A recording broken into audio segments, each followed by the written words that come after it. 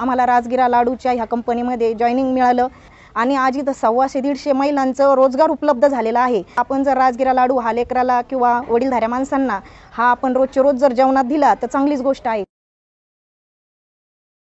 नमस्कार, मी निर्मला विजय वैद्य, मी कोपरगावमध्ये राहते। पहिल्या दिवसापासून आम्ही राजगिरा लाडू कंपनीमध्ये जॉईनिंग केलेलं आहे।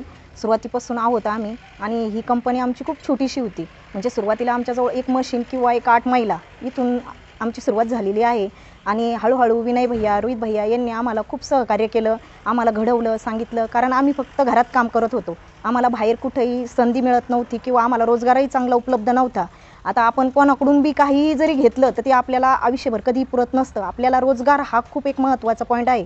असं झालं होतं का कोरोना काळ चालू होता आणि आम्हाला कुठेही काम नव्हतं। आम्हाला त्यावेळेस 200 काय 150 काय 300 काय हा रोजगार उपलब्ध हवा होता आणि घरामध्ये परिस्थिती नाजूक असल्यामुळे आम्हाला हे काम कुठेही